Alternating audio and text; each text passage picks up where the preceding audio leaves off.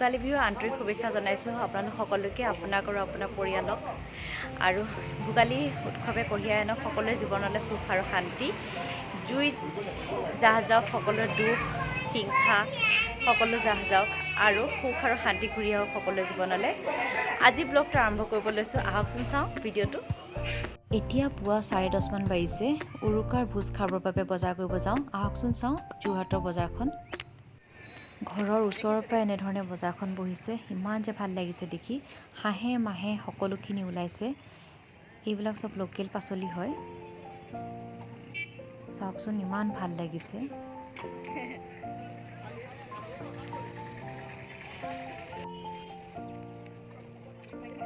এয়া আমি চিতল মাছ কটাইছোঁ ৰাতি মিলিজুলি এসাঁজ খাবৰ বাবে।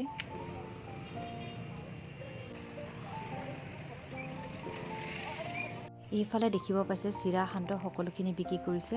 এইখন হৈছে যোৰহাট থিয়েটাৰ হলৰ ওচৰৰ বজাৰখন। সকলো ধৰণৰ বস্তু এইখিনিতে পোৱা গৈছে। এয়া হাঁহ বিক্ৰী কৰিছে। এয়া হৈছে বকফুল। কি কৰে এইটো?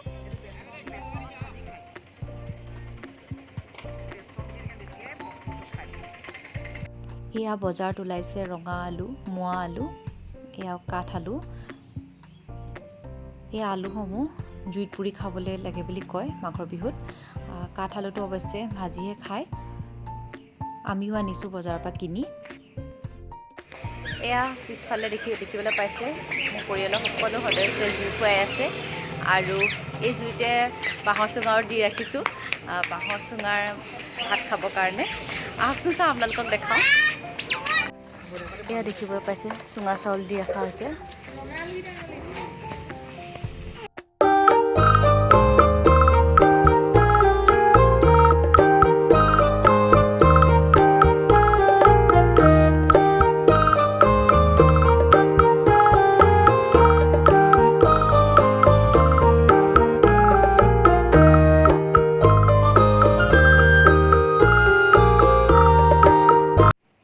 এয়া ৰঙা আলুখিনি ভালদৰে ধুই ল'লোঁ। এতিয়া এইখিনি জুইত দিম। আহকচোন চাওক। এতিয়া আহক দেখাওঁ আপোনালোকক। ৰঙা আলুখিনি হৈ গৈছে, সম্পূৰ্ণৰূপে এইখিনি সিজি গৈছে। দেখিবলৈ পাইছে আপোনালোকে এয়া। এতিয়া মই আলুখিনিৰ বাকলিখিনি গুচাইছোঁ আৰু সকলোকে গৰমে গৰমে এয়া খাবলৈ দিম।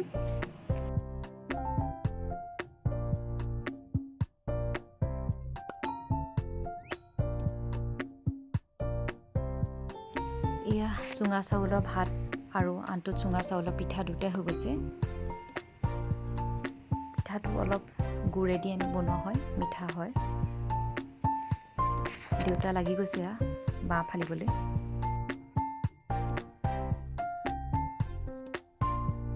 চাওঁ কেনেকুৱা হৈছে।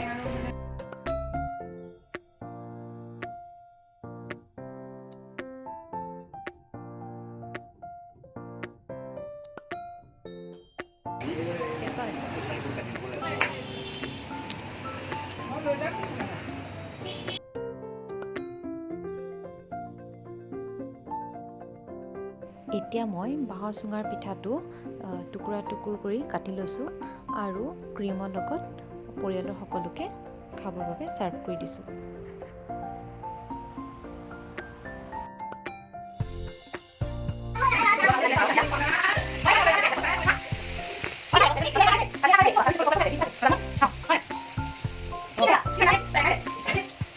অলপমান কচ মাছো আনিছিলোঁ আগতীয়াকৈ ফ্ৰাই কৰি খাবৰ বাবে। মায়ে মাছ ফ্ৰাই কৰি আছে। এয়া মাছ ফ্ৰাই হৈ গৈছে। জুইৰ ওচৰত বহি খাম এতিয়া আমি।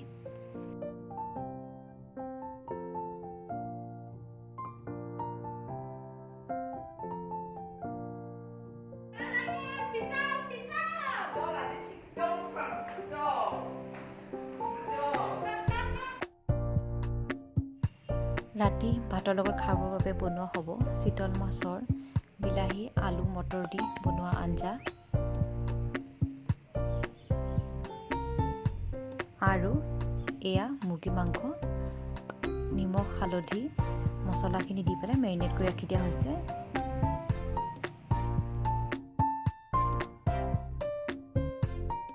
এতিয়া দিনত যে দেখাইছিলোঁ আনা আপোনালোকক বকফুলখিনি, বকফুলৰ ৰেণুটো এতিয়া আঁতৰাই লৈছোঁ। খুব ভালদৰে প্ৰথমতে ধুই ল'ব। তাৰ ভিতৰত থকা ৰেণুডাল এনেধৰণে আঁতৰাই ল'ব। এইডাল আচলতে ফ্ৰাই কৰিলে নিসিজে, সেইবাবে আঁতৰাই লোৱা হয়। আপোনালোকে খাই চাবচোন, বিৰাট সোৱাদ লাগে।